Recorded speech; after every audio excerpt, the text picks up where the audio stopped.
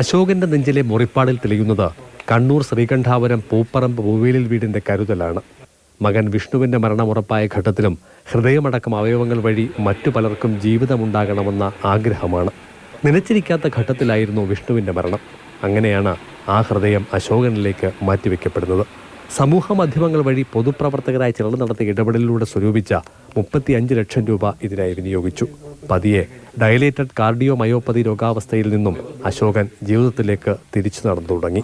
ആദ്യത്തെ ജന്മം കൊണ്ട് മോശമായ അവസ്ഥയിൽ നിന്ന് പുതിയൊരു ജന്മം കിട്ടാൻ വേണ്ടി ഒരുപാട് ആൾക്കാർ കാത്തിരിക്കുന്നുണ്ട്. ഇതുപോലെ ഓർഗൻ കിട്ടാൻ വേണ്ടിയിട്ട് കാത്തിരിക്കുന്നുണ്ട്. അങ്ങനെയുള്ളവർക്കൊക്കെ ഒരു അനുഗ്രഹമാണ് ഇതുപോലത്തെ തീരുമാനങ്ങൾ. ഒരു അനുഗ്രഹമാണ് ആൾക്കാരെടുക്കുന്ന തീരുമാനങ്ങൾ. അത് തീർച്ചയായിട്ടും മുമ്പോട്ടും അങ്ങനെ തന്നെ എടുക്കണമെന്നാണ് എന്നെ പോലെ ഒരാൾ ആഗ്രഹിക്കുകയുള്ളൂ, ഞാൻ പറയുള്ളൂ. കോഴിക്കോട് സ്വകാര്യ ആശുപത്രിയിലായിരുന്നു ശസ്ത്രക്രിയ. ജീവിതത്തിലേക്ക് തിരികെ നടന്നു തുടങ്ങിയപ്പോഴേക്കും വരുമാന മാർഗങ്ങൾ നിലച്ചിരുന്നു. കളർ ലാബടക്കം സ്ഥാപനങ്ങൾ പൂട്ടി.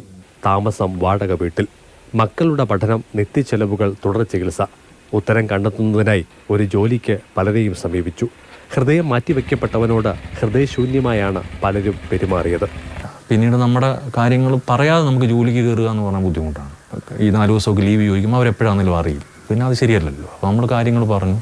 അപ്പോൾ അവർ നമുക്ക് ഇതുകൊണ്ട് തരത്തില്ല എന്നൊന്നും നമ്മളോട് പറഞ്ഞിട്ടില്ല. പക്ഷേ അവർ പിന്നെ നമുക്ക് പിന്നീട് പറയാമെന്നുള്ള രീതിയിലേക്ക് കാര്യങ്ങൾ. ഹൃദയം സ്വീകരിച്ചതിലൂടെ അശോകൻ ശ്രീകണ്ഠാപുരം സ്വദേശി ഷാജിക്കും സജനയ്ക്കും മകനായി. നന്ദനയ്ക്ക് മൂത്ത ചേട്ടനും.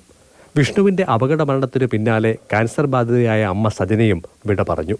22-കാരന്റെ മിടിക്കുന്ന ഹൃദയവുമായി സജനയുടെ ചിതയ്ക്ക് തീ കൊളുത്തിയത് മകന്റെ സ്ഥാനത്ത് നിന്ന് അശോകനായിരുന്നു.